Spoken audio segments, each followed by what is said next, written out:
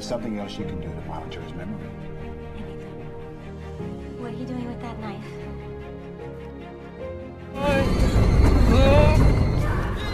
Assalamualaikum guys, welcome to my channel Kudeta Film.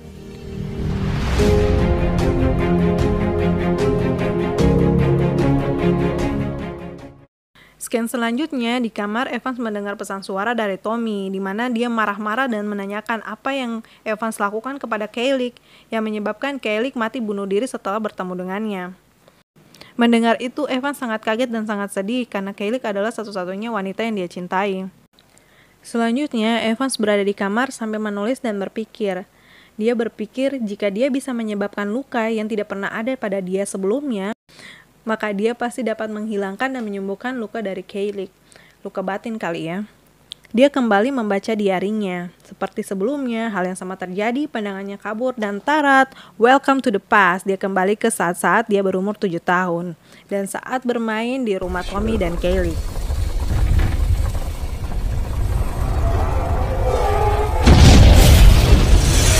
Dan saat ini, dia sudah benar-benar sadar apa yang akan dia lakukan.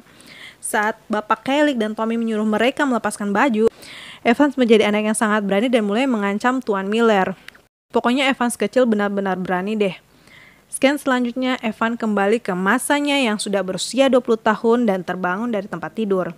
Dia kaget dan bingung karena dia tidak berada di kamar biasanya.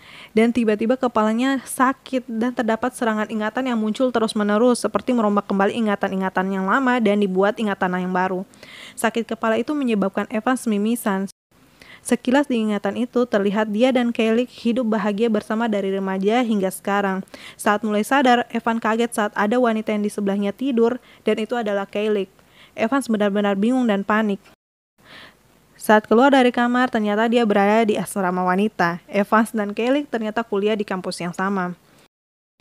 Selanjutnya, saat jalan-jalan bersama Kayleigh di kampus, semua orang menyapanya. Orang-orang di lingkungannya benar-benar berubah. Bahkan saat bertemu dengan Tamper yang dulu teman sekamarnya, kelakuan Tamper seakan-akan tidak pernah mengenal Evans sama sekali. Fuck you, frat boy!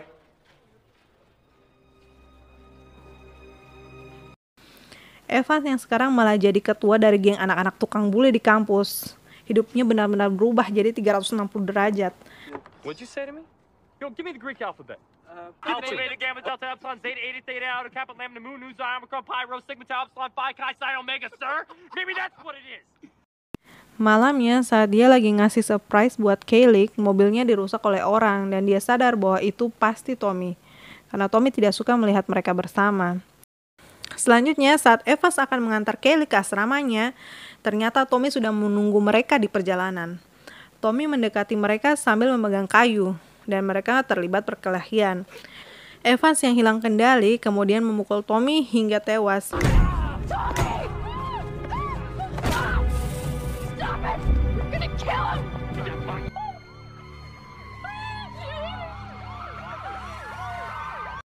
Dia segera diangkut sama polisi dan masuk penjara. Saat masuk penjara, terlihat bahwa orang-orang di sana benar-benar brutal dan kejam. Mereka menyebut Evans dengan sangat tidak ramah. Di lantai 2, terlihat dua pria, yang satunya botak dan satu lagi pirang. Mereka menatap Evans dengan penuh hawa nafsu. Homo kayaknya.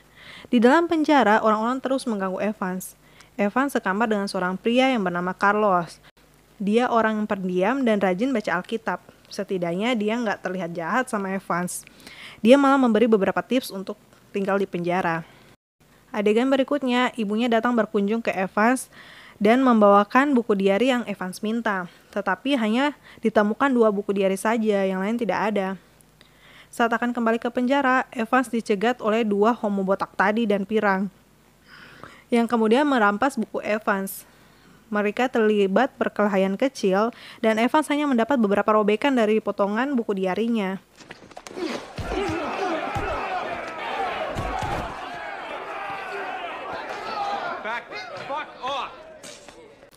Dia sangat marah karena hal yang dia cari tidak ada di dalam kertas tersebut. Hari berikutnya, Evans berusaha mencari cara untuk dapat mengambil buku diari tersebut. Dia meminta bantuan sama si Carlos. Karena si Carlos ini sangat religius, Evan bohong-bohong dikit lah. Katanya dia utusan dari Tuhan dan datang sama Carlos untuk membantunya. Untuk membuktikan itu, Evans mengambil sobekan kertas diarinya yang mengatakan sama Carlos kalau dia pingsan, dia harus memperhatikan apapun tanda yang aneh yang muncul di tubuh Evans. Evans kemudian membaca diarinya. Dia pun kembali ke masa lalu, di mana saat dia berumur 7 tahun.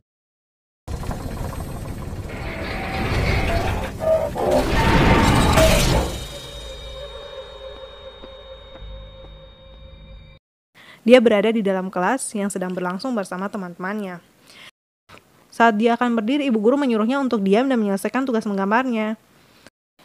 Evans pun menggambar, di mana gambar itu adalah gambar yang ada di scene sebelumnya. Sekarang kita tahu bagaimana gambar itu terjadi.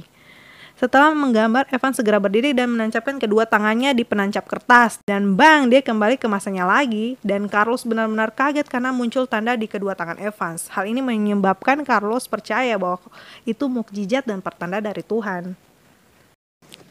Dari beberapa kejadian ini dapat dilihat bahwa peristiwa-peristiwa di mana Evans lupa atau hilang kesadaran saat dia kecil adalah karena dia dari masa depan kembali ke masa lalunya dan melakukan sesuatu, atau bahkan berusaha mengubah masa lalunya tersebut. Evans kemudian dibantu oleh Carlos untuk mengambil diari tadi. Mereka menyebabkan kegaduhan dan membunuh kedua pria tadi. Evans kemudian berusaha fokus untuk membaca diarinya.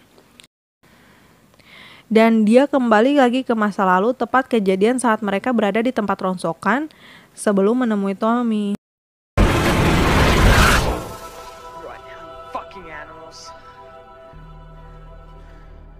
Evans segera mencari dan mengambil pecahan besi yang tajam dan memberikannya kepada Lenny. Dia mengatakan kalau Lenny dapat menebus kesalahan dari si ibu dan bayinya yang meledak akibat dinamit.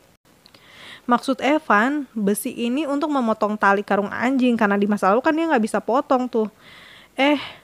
Sama si Lenny itu dipakai buat nikam Tommy. Aduh, berabe kan. Scan selanjutnya, Evan sudah kembali lagi ke waktu aslinya. Dia berada di kamarnya semula bersama dengan Thumper.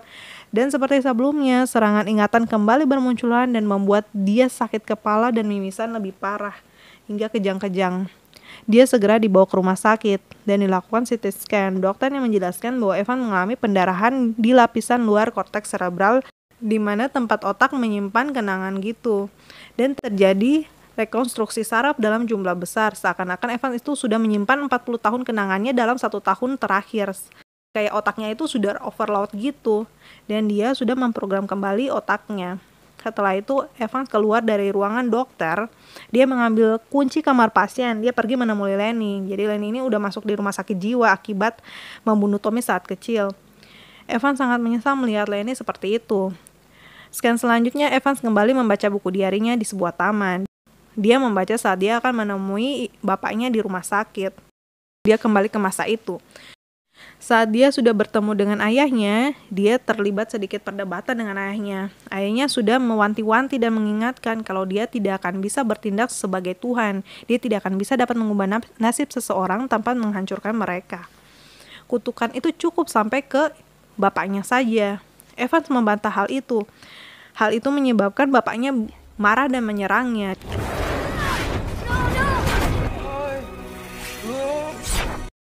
Dia terbangun dan kembali sudah berada di taman seperti sebelumnya. Selanjutnya Evans mencari keberadaan Kayleigh. Dia menemukan Kayleigh menjadi pelacur, hidupnya lebih hancur dari sebelumnya. Evans menceritakan semua yang terjadi padanya ke Kayleigh, baik dia dapat mengulang waktu dan berusaha memperbaiki keadaannya, tapi selalu berakhir kacau. Tapi ada satu waktu saat Kayleigh pernah bahagia bersamanya. Mendengar hal itu, Kayleigh pastinya tidak mempercayainya.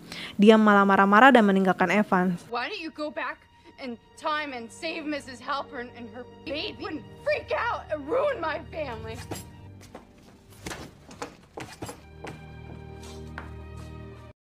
Selanjutnya Evans kembali ke asramanya dengan buru-buru dan masuk ke kamarnya mengambil buku diari dan membaca kejadian saat peristiwa mereka akan meledakkan dinamit tadi.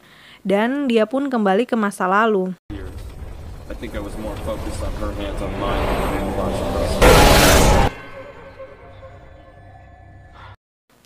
Saat melihat ibu dan seorang bayi yang akan mendekati kotak surat tersebut, dia berlari dan berusaha menyelamatkan ibu pemilik rumah dengan bayinya.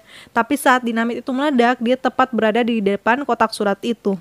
Scan selanjutnya, dia sudah bangun dan kembali ke usianya yang 20 tahun. Dia terbangun di atas tempat tidur. Dia sangat senang mengetahui Lenny adalah teman sekamarnya. Dan dia sangat kaget ketika menemukan tangan dan kakinya sudah tidak ada alias buntung.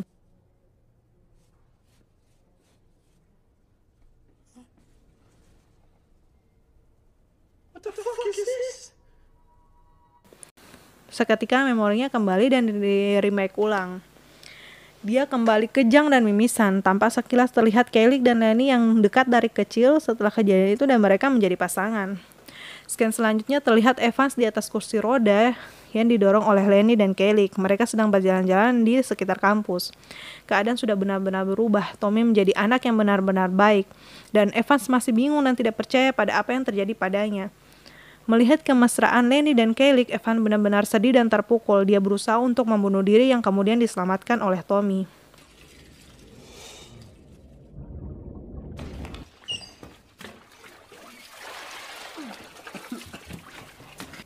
Tommy berusaha memberikan semangat kepadanya.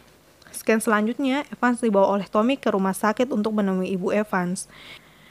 Evans sangat sedih dan merasa bersalah. Dia berkata kepada ibunya bahwa dia akan memperbaiki keadaan ini. Ibunya sangat bingung. Evans bertingkah seperti ayahnya dulu. Selanjutnya Evans kembali ke kamarnya dan meminta Lenny untuk membantunya mencari dan mengambilkan buku diarinya. Evans membaca dan kembali ke masa lalu saat berusia 7 tahun. Saat itu dia sedang makan dan menulis diari di meja. Ibunya menelpon.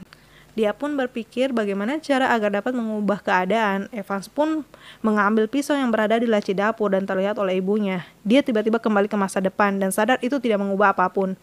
Dia kembali membaca lagi dan kembali lagi ke masa lalu saat dia berada di rumah Kaylee dan Tommy. Saat Tuan Miller akan membuatkan mereka video mesum. Dia kemudian mengambil dinamit yang tersimpan di gudang itu, di mana dinamit ini yang pernah ditemukan oleh Tommy lalu. Dia kemudian mengancam Tuan Miller dengan itu dan tanpa tidak sengaja dia menjatuhkan dinamit yang sudah terbakar dari pegangannya. Kemudian dinamit itu dipegang Kaylee dan boom, dinamit pun meledak. Scan selanjutnya Evan kembali ke masa depan. Dia terbangun di sebuah kamar seperti kamar pasien di rumah sakit jiwa. Kemudian dia diserang oleh serangkaian ingatan yang terus bermunculan tidak berhenti. Dia segera bangun dan mencari buku hariannya. Dia keluar dan bertanya sama dokter di mana buku-buku diari itu. Dokter itu mengatakan bahwa buku itu tidak pernah ada. Tidak pernah ada yang namanya jurnal ataupun buku diari. Itu semua hanya dunia fantasi yang dibuat oleh Evan karena dia merasa bersalah sudah membunuh Kaylee. Syok nggak tuh? Sebenarnya siapa sih yang gila?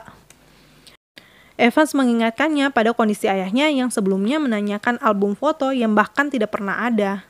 Mendengar itu, Evans meminta ibunya untuk membawakan klise-klise video untuk dia tonton. Scan selanjutnya menunjukkan adegan awal film di mana Evans sedang berlari-lari di lorong. Dia kemudian masuk di sebuah ruangan karena dikejar-kejar orang. Kemudian dia menyenggap pintu dengan kursi dan bersembunyi di bawah meja. Evans kemudian menulis di kertas, jika dia bisa kembali ke permulaan ini, dia pasti bisa menyelamatkan Kaylee. Itu yang mungkin pertama ditulis to save her. Setelah itu, Evans memutar klise film yang dibawa oleh ibunya. Terlihat gambar video di mana ibunya akan segera melahirkan yang ditemani bapaknya. Orang di luar menggedor-gedor pintu Evans. Evans berusaha fokus ke film itu dan akhirnya dia berhasil dapat kembali ke masa lalu, di mana saat ibunya akan melahirkan. Jadi dia kembali ke perut ibunya. Gila ceritanya. Masih di cabang bayi dia udah nyadar. Setelah itu ibunya kesakitan dan saat di USG, terlihat di gambar USG itu adegan bayi yang berada di dalam perutnya sedang melilitkan tali pusar di lehernya sendiri. Dan dokter itu berusaha untuk menyelamatkannya, tapi sayang sekali bayi itu mati. Mungkin ini yang menyebabkan semua anak-anak yang dikandung ibu Evan sebelumnya, tiga-tiganya mati dalam kandungan. Karena mereka mungkin sudah pernah lahir dan selalu mengalami kejadian yang sama. Dan lebih baik memilih tidak pernah untuk dilahirkan. Scan selanjutnya menunjukkan Kaylee dan Tommy yang diadopsi oleh ibu mereka saat mereka masih kanak-kanak. Dan mereka hidup bahagia hingga lulus kuliah dan Kaylee menikah. Terlihat ibunya Evans menikah lagi dan mempunyai anak. Bukan anak bapaknya Evans, jadi pasti bebas dari kutukan dong. Lenny juga bahagia, pokoknya semua happy ending dengan tidak hadirnya Evans dalam hidup mereka. Sedih sih, tapi mungkin itu adalah jalan terbaik.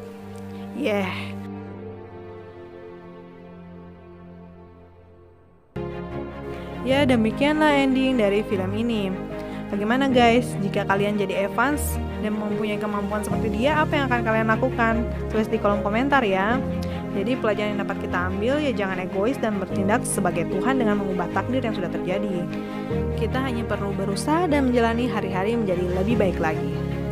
Oke, mohon dukungannya dengan klik tombol like dan subscribe. Kalau ada masukan dan ada yang mau request film, tulis di kolom komentar ya. See you to the next video. Bye-bye.